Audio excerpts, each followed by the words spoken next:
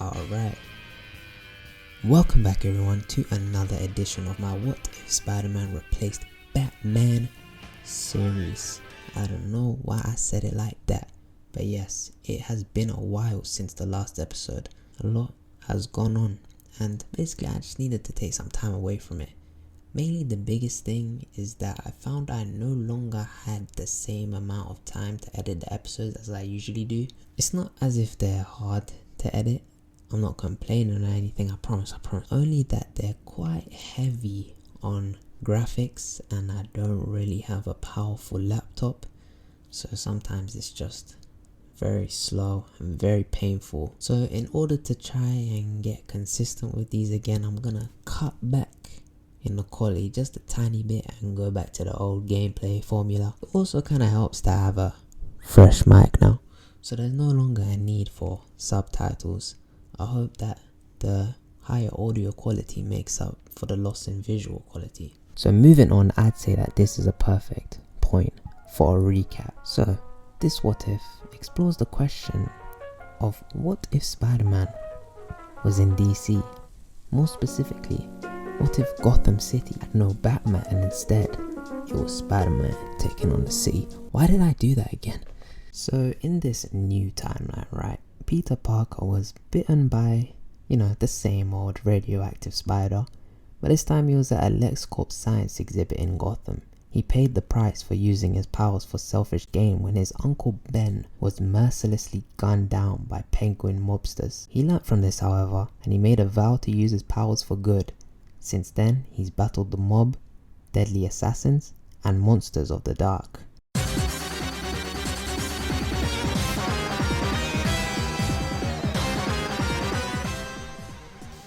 Most recently, Peter had a strange suit forced upon him that enhanced his powers immensely. All the while, all of his worst foes were assembled into a Meanwhile, the worst of his foes were assembled into a terrible group, the Sinister Six. At their helm was the newest and most dangerous yet, the mysterious Joker. Thanks to this new suit though, Spider-Man utterly destroys the Sinister Six. This violent display of power shocks most of Gotham. Those who once praised the hero can no longer defend him. First it was the change in suit, then the shift in attitude, the cruelty and sadistic nature in which he punishes criminals. Gotham's trust, if there was any to begin with, has completely faded from memory. Before we get into it, I just want to clear some things up. Well, actually, I think I've already said this, but if I haven't said this, I might need to go back and watch the old episodes, but it says it in my notes, so I'm gonna say it anyway. So it's been a while since I've referred to the timeline of events. The Brainiac event occurs close to the end of year 3 of Spider-Man's career. I feel like I've said that before, but if I haven't, there it is. So we open up in the familiar city of Gotham. Since the last part, Spider-Man has gone completely off the rails. He's all but abandoned his life as Peter. He's even missed his graduation in order to stay focused on Gotham. As a benefit, the crime rates have severely dropped thanks to the new immortal Spider-Man's brutal and unrelenting nature. As a criminal, when you see this guy coming, you just gotta give up. I'd like to say that Spider-Man has fought the Joker a couple more times during this period. The clown not seeking to test his brawn, rather trying to put Spider-Man in impossible situations. Probably something to do with a lot of bombs and a lot of hostages. I'd say the more they fight, the more Spider-Man becomes focused on purely the Joker, rather than saving lives. You see, the Joker is a character that likes to test heroes, specifically ones that hold a high standard of morals, such as having a no-killing rule. Seeing how brazen Spider-Man's actions have become lately, I think the Joker would be intelligent enough to realize that something is wrong with him, and so it makes it a perfect opportunity to push the boundaries. With no one to keep him in check, he's slowly losing the essence of what it means to be Spider-Man. More on Joker. I think after his visits to Arkham, it makes sense for Harley and Quinzel to either be undergoing the slow obsession she develops with the Joker after each time he makes another visit, or already have become Harley Quinn and faced off with Spider-Man. Either way, she's still in her Joker crazy phase. With Joker's bounty still in place, Spider-Man has faced a lot more challenges too. At this point, a lot of them would realize now that Spider-Man is very different, or just like too OP now. I see most villains either trying to gang up on Spider-Man, so more Sinister Six encounters, or just having very short skirmishes where they just nope the flip out of there. I'd say he encounters Deathstroke just a singular time. Like I said, Deathstroke would be one of those people who realize there's no point in challenging Spider-Man in this state. He has no known weaknesses, enhanced his speed and agility, along with the busted healing factor. The only thing to exploit here would be Spider-Man's slight insanity from the creeper suit, probably making him less focused and intelligent during a fight. Given his skills and training, I don't think it's a stretch to say Deathstroke wouldn't be able to gain a slight upper hand on Spider-Man, at least once during this meeting. But then, Deathstroke would probably realize that he can't put down Spider-Man permanently and just take his leave. And there is definitely no way Spider-Man would let himself get captured by Deathstroke. But the possibility is certainly there. It's kind of random for sure, but I just like Deathstroke. It also serves to possibly set up a more fairer fight between the two in the future. With what was set up last time, Spider-Man has faced some sort of prototype, makeshift version of Task Force X. We could say that this is a test run, their first suicide mission, where because of the havoc Spider-Man is wreaking across Gotham, Waller sends them, but of course they get wiped out.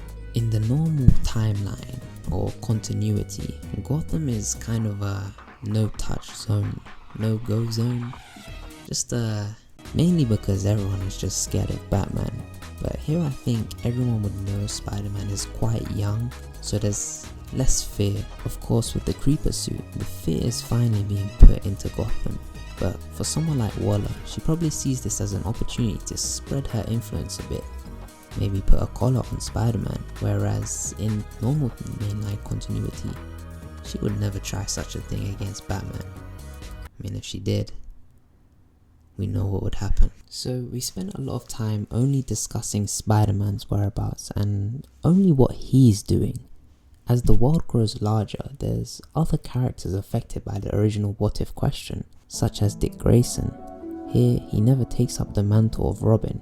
Instead, he was the Scarlet Spider, ultimately a far weaker version compared to his main timeline counterpart. Since the events of Year 3, the Scarlet Spider was forcibly retired.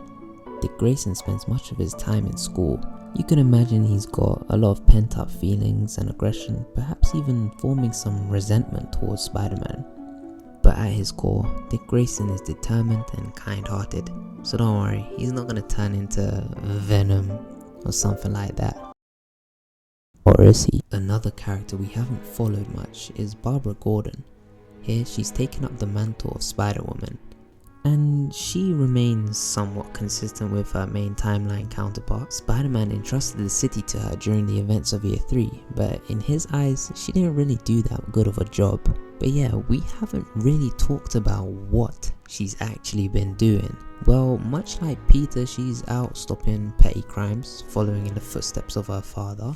You know what, it's interesting. Here I'd say he'd be much more of a role model if he isn't already. Usually Batman is also someone she looks up to, but Spider-Man isn't really someone who can fill that role. He's definitely inspiring.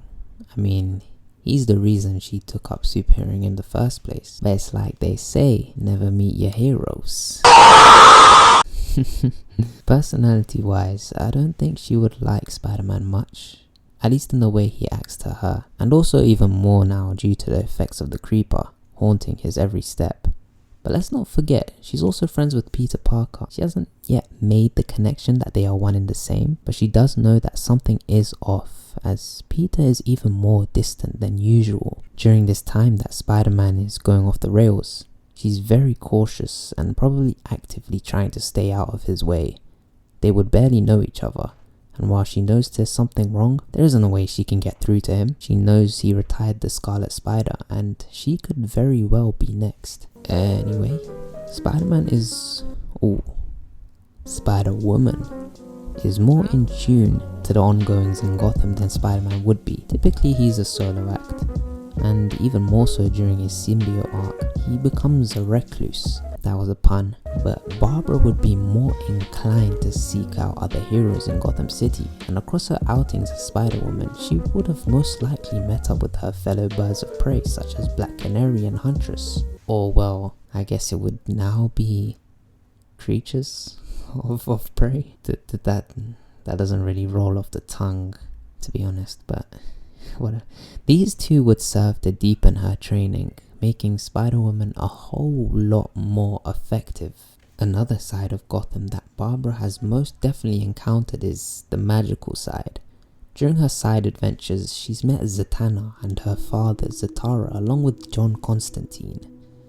Her encounters with them definitely makes her begin to wonder about Spider-Man, his strength and speed, the new suit along with it. And she's heard the rumours too. They say a guy shot him in the face and he got up, laughing. Could whatever happened to him be magical? She's asked him about the suit in the few times they've spoken these past few months, and he told her it was nanotechnology. But nanotechnology just doesn't do that. So while Barbara has these thoughts, she has the idea to seek out John Constantine. He's not the most friendly kind of guy, but she's seen the way he deals with these type of threats. He's the guy you need for stuff like this. She reaches him through Zatanna. I doubt John Constantine is gonna allow Barbara to just have his phone number assigned. Oh yeah, to avoid confusion, Zatanna and Constantine are of similar ages. She is in no means close to the age of Dick Grayson, who would be turning around 15 at this point. When she meets him, he'll say, "What, the spider? Knew there was something off with the bugger." Okay, maybe that's a bit too Australian, but enjoy it. She explains her thoughts, and John will do his usual nonchalant, sarcastic routine. One thing he'll tell her though is that making deals with spirits or general possession could grant you those sort of powers. Hell, I've met people with that power. But apart from that, I wouldn't be your expert. More like, apart from that, he doesn't really care. But this is where Zatanna comes in, and she will definitely see where Barbara is coming from, and would see this as a worthy endeavour. So John reluctantly leads them to the true expert in demon-human bonding. The demon, Etrigan. Hey, did you really think I was gonna sit here and try an Etrigan voice? I would use AI, but I'm also broke, and I think you need to pay for that. Alright, so Gone, no longer man. The spider has become like Etrigan. So you mean it's true? Spider-Man has been possessed by a demon. Possession? Lady, Etrigan is bonded to Jason Blood's mortal soul. Your friend has most likely done the same. When Barbara questions why he would do that, John shrugs. He's helped her, and now he's done. But once again Zatanna cuts in, asking Etrigan if he would know the demon who could have done this. A rogue demon? The news is surely grim. But first, I must get a good look at him. Oh, I'm cooking. John will sigh, picking back up with the burlesque spider. There's obviously many origins of the creeper. In some, the creeper is actually a demon, and in others the suit is just nanotechnology. I'll let you guys think about which one I'm going with. Let's discuss, however, the man inside of the suit, Peter Parker. Now, Peter Parker is undergoing many psychological effects due to the creeper suit. For one, dying and resurrecting so many times has desensitized him and made him careless. You could even say he's stopped listening to his spider sense. I mean, imagine there's so much noise in his head that it just begins to fade in with the other signals firing off in his brain. He sort of becomes like Moon Knight, who's just gonna tank a hit because he knows he's gonna be able to take it. It's very well known the effects of the symbiote on Peter Parker. It makes him more irritable, rageful, forgetful, all of which could be contributed to the sleep deprivation as the symbiote takes over his body during the night. This is largely why I decided to have the Creeper suit be its replacement. Jack Ryder in the comics suffers from delusions, hallucinations, and a deteriorating sanity. I think it's fitting considering Gotham is much darker of a setting than New York, and so Spider-Man's symbiotic arc has him going through a much darker and sinister path, the suit taking its toll on him mentally and so most likely physically as well. His appearance has changed, he's unkempt, unclean, etc. As I said previously, he's missed his graduation. All of this causes tension with those in his inner circle, along with his family. I haven't discussed much of who Peter would associate himself with the school apart from Barbara, but that's because there really isn't anyone of note around his age. It's more like Dick Grayson's generation. As a whole, Spider-Man has this dirty image associated with him. He stopped pulling his punches, and while he may have not crossed that line of the no-kill rule yet, we can definitely assume he is torturing criminals in some sadistic way. This is something the media has picked up, and so when Spider-Man goes on these dubbed rampages, there is heavy news coverage. You know how it is controversy and how it's a big business thing. Interestingly, however, there are people in staunch opposition to the attack on Spider-Man in the media, a prominent figure being, surprisingly, Jack Ryder. He is totally with the way Spider-Man is punishing criminals, and he desperately tries to stop the news coverage on Spider-Man, leading his own job to come under pressure as well. As for Peter, I'd say it's certainly possible he keeps his job. His stint as a photographer was meant to be a role that doesn't come into conflict with his superheroing. So as long as it doesn't, then he probably continues. I mean, there's probably more money for Spider-Man photos considering the controversy now. Due to the pressure on his job, Jack Ryder seeks out Spider-Man to try and help him clean up his image. And so Jack is probably going to be the only person Spider-Man is talking to during this time, though it's mostly one-sided. Just the two of them taking on Gotham's underworld. Best buddies for real, bruh. Of course, this has no effect. He just seems to be getting worse and worse, and so on one of these rampages, it's Spider-Woman and her assembled team of John Constantine, Zatanna and Etrigan who kinda swoop in to stop him. Now, this whole series, I've struggled with pitting Spider-Man against people because he's just that strong. He isn't your typical street level hero, right? With Batman's Rogues Gallery, they're kinda made for Batman, with Batman's weaknesses in mind. When you pit someone like Spider-Man against them, I'm sorry, but he's just sweeping, bruh. But now you see, magical users in DC are a whole different story. We've almost put Spider-Man in a whole new weight class, where I truly do believe John Constantine and etc. can actually match him and give him a run for his money, depending on, the situation, of course. Here, Spider-Man is caught off guard immediately by Zatanna, Etrigan and Constantine, who I'm not gonna say they're bloodlusted, but they're definitely not gonna waste time trying to talk him down, as they believe he has bonded himself with some rogue demon. Zatanna, of course, we all know her magical capabilities. If you don't, let me give a brief summary. Her power is logomancy, casting spells by speaking backwards. So for example, if she says freeze backwards, you gon' freeze. But the interesting thing is that there doesn't seem to be a limit to what she can even do. Reading off a list here, she has elemental control, which includes stuff like pyrokinesis, chirokinesis, electrokinesis, hydrokinesis, geokinesis, aerokinesis, photokinesis, and umbrakinesis. Moving on, she also has displayed telekinesis, telepathy, teleportation, dimensional travel, reality alteration, antipathy, deflection, chronokinesis, weather manipulation, eldritch blast, energy construct creation, energy transference, flight, force field, healing, phasing, size alteration, and transformation. And these are kind of broad enough to kind of cover all or if not most of the powers she kinda has. But you may be thinking now, well, Spider-Man could just web her mouth shut to immediately render her useless. But no, there are examples in the comics where she has used sign language to perform her spells. In most cases, she even has a wand. In my opinion, it may be that her most powerful spells come from directly speaking.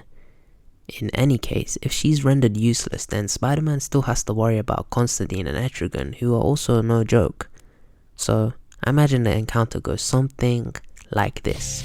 They arrive, and Spider-Man's spider sense is faulty, or even if it's working, it's not going to save him here.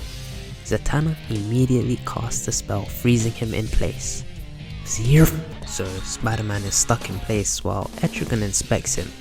All except Spider-Woman are completely ignoring Spider-Man, just viewing him as a kinda tool for this supposed demon. While he's stuck, Zatanna will realize that she's not completely able to hold him. While they are all very powerful, the Creeper is still a fascinating entity with a lot of strange powers and abilities. Zatanna slips for just a moment, and in this moment Spider-Man laughs, piercing the ears of his opposition. With this chance, he swipes at Zatanna, but Etrigan steps in, bathing Spider-Man in fire. Something to note about the Creeper, apparently has a supposed immunity to fire. Might have to fact check this further, but I'm just gonna go with it. Spider-Man easily walks through the fire and brawls with Etrigan, while Zatanna prepares another spell. She zaps Spider-Man with a bolt of lightning. Spider-Woman leaps in, mostly dodging lethal hits from Spider-Man whilst trying to talk him down. She gets one good hit in, but he grabs her, throwing her at Zatanna. John Constantine has seen enough. He steps in, hitting Spider-Man with his spell, who tanks it, but it forces him back. Another bolt pushes him back yet again. And then, John taps into Spider-Man's mind, trying to subdue him mentally. The Creeper has another solution for this. In the comics, the Creeper has overridden mind control, so John and Spider-Man have a sort of standoff inside his embroiled mind. Can't say we've met before. John lights a cigarette. Where he got it from, Spider-Man has no idea. Mind control won't work here. Yeah, I know. Wasn't the point though. John smirks, and Spider-Man tries to retract himself from his own mind. Coming back into consciousness, he's once again frozen by one of Zatanna's spells. This time, Etrigan has a hold on him, and the demon huffs. You were right, Little Red. A demon lives in your friend's head. John Constantine sighs and starts weaving spells to force the demon out of Spider-Man. While this is happening, Jack Ryder is still watching on from behind an obstruction. He has no clue about any of what's going on, but what he can clearly see is that these are enemies of Spider-Man. He slows his breathing and runs out, throwing a rock at Etrigan. The large demon turns to face Jack, very confused. Jack throws another rock at John Constantine, who dodges it and curses something foul about Jack's mother. In this split second, he confuses enough of the team that Spider-Man is able to break free yet again. But this time, he grabs Jack Ryder and flees the scene, letting webs fly at the team to distract them. However, he notices quickly that they are once again on his trail, and so Spider-Man looks at Jack Ryder. He opens his hand wide to reveal sharp claws, which he then shoves fiercely into Jack's chest. Jack is screaming while the suit slowly peels off of Spider-Man, pouring into Jack's open wounds. The demon takes over Jack and flees into the night, leaving a weakened Spider-Man to attempt to crawl in their direction. When the team catches up, Zatanna heals Spider-Man, who has fallen unconscious. John and Etrigan attempt to search for the missing demon, but neither are successful. It's a problem for another day. Spider-Man wakes up to Spider-Woman watching over him.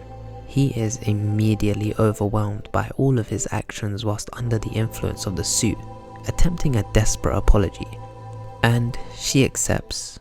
While it certainly doesn't make up for everything, she does realize he had been possessed. And also, she was right. John was persistent that they had bonded. but it was in fact a strange demon that had possessed Spider-Man. He relayed onto them the information about Dr. Yates, the labs, the syringe, and all seemed very confused about the entire ordeal. Constantine reluctantly decides that he will take on this investigation and try to see if he can find Jack Ryder. As for Spider-Man, he has a lot of cleaning up to do.